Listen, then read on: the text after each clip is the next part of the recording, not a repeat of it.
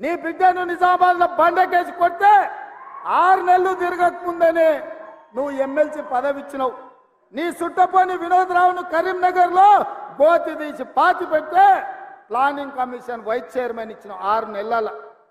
మరి నీ కుటుంబానికి ప్రజలు బండకేసి కొడితే ఉద్యోగాలు ఇచ్చుకున్నావు కదా. మా పేదల బిడ్డలు, మా దళితుల బిడ్డలు, మా గిరిజనుల బిడ్డలు, మా ఆదివాసుల బిడ్డలు, మా బలైన వర్గాల బిడ్డలు, మా మైనారిటీల బిడ్డలు, నిరుపేదల బిడ్డలు 10 ఏళ్ళు తల్లిదండ్రులు ఊర్లలో కష్టపడి రూపాయి కూడబెట్టి అశోక్ నగర్ చౌరస్తాల్లో, దిల్సుఖ్ నగర్ చౌరస్తాల్లో కోచింగ్ సెంటర్లలో చదువులు చదివించుకొని వాళ్ళ పిల్లలు 10 ఏళ్ల నుంచి పెళ్లిళ్ళు కాక ఉద్యోగాలు లేక రోడ్ల మీద తిరుగుతుంటే ఏ ఒక్క రోజైనా నువ్వు ఆలోచన చేసినవా చంద్రశేఖర్ రావు అని నేను అడుగుతున్నా. ఇవాళ నీ బిడ్డలకు ఉద్యోగం లేకపోతే నీకు దుఃఖం వచ్చింది. ఉన్న పలంగా వాళ్ళకు పదవులు కట్టబెట్టినావు. మరి 10 ఏళ్ళు పెళ్లిళ్ళు కాకుండా ఉద్యోగాలు లేకుండా పేదోళ్ళ బిడ్డలు రోడ్ల మీద వీధులు ఎంబడి నిరుద్యోగులుగా తిరుగుతూ చెట్లకు ఉరేసుకొని చచ్చిపోతుంటే నువ్వు మనిషివా, మానవ రూపంలో ఉన్న మృగానివా కేసీఆర్? నువ్వు ఏ ఒక్క రోజైనా ఆ పేదోళ్ళ బిడ్డల గురించి ఆలోచన చేసినవా? కానీ మేము మా ఇందిరమ్మ రాజ్యంలో అధికారంలోకి వచ్చిన వెంటనే నిరుద్యోగ యువకులకు కావలసిన 25,000 ఉద్యోగాలు ఇవాళ మేము నియామక పత్రాలు అందించినాం.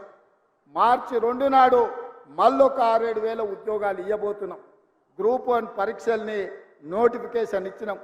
తొందరలోనే మెగా డిఎస్సి నోటిఫికేషన్ ఇచ్చి గ్రామాలలో, తండాలలో, గూడాలలో పేదోళ్ళ పిల్లలకు చదువులు చెప్పించడానికి పంతుల్లో నియామకం చేపట్టే బాధ్యత మా ప్రభుత్వం తీసుకుంటుందని ఈ చేవెళ్ళ గడ్డ మీద నుంచి నేను చెప్తున్నా.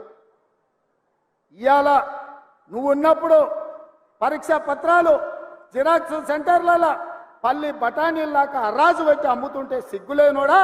ఏ ఒక్క రోజైనా దద్దమ్మల్లో ఆ దొంగల్ని అరెస్టు చేసినవా? మేము వచ్చినాక బొక్కలేసినాం ఎవడైనా అట్లా చేస్తా అంటే. అందుకే ఈరోజు పేదోళ్ళ పిల్లలకు ఉద్యోగాలు ఇవ్వడానికి, పారదర్శకమైన నియామకాలు చేపట్టడానికి పబ్లిక్ సర్వీస్ కమిషన్ని ప్రక్షాళన చేసినాం. కోర్టులలో ఉన్న కేసులను పరిష్కరించి ఇవాళ వేలాది ఉద్యోగాలు ఇచ్చే బాధ్యత తీసుకున్నాం. ఒక్కరోజైనా తండ్రి నోటైనా, కొడుకు నోటైనా, అల్లు నోటైనా, బిడ్డ నోటైనా, వాని సుట్టపోని నోటైనా ఈ ప్రభుత్వం మంచి పని చేసింది, ఈ పని మంచి చేసినందుకు మేము అభినందిస్తున్నామని ఒక్కరోజైనా మాట్లాడినరా? పొద్దున్న లేస్తే గవే చెత్త మాటలు, సొల్లు వాగుడు. ఎప్పుడు ఇది పోతుందా, ఎప్పుడు మేము కూర్చుంటామని. ఒక ఆయన అంటాడు ఇది 3 నెలలు కూడా ఉండదని, ఇంకొక ఆయన అంటాడు 6 నెలలు కూడా ఉండదని. నేను చెప్పదలుచుకున్న సన్నాసులను, ఎవడైనా 3 నెలలో 6 నెలలో ఈ ప్రభుత్వం ఉండదు అని గ్రామాలకు వచ్చే మా కార్యకర్తలు వాళ్ళని పట్టుకొని యాప చెట్టు కట్టేసి లాగుల తొండలిడ్చి కొడతారని చెప్పి నేను ఈ సందర్భంగా చెప్పదలుచుకున్నా.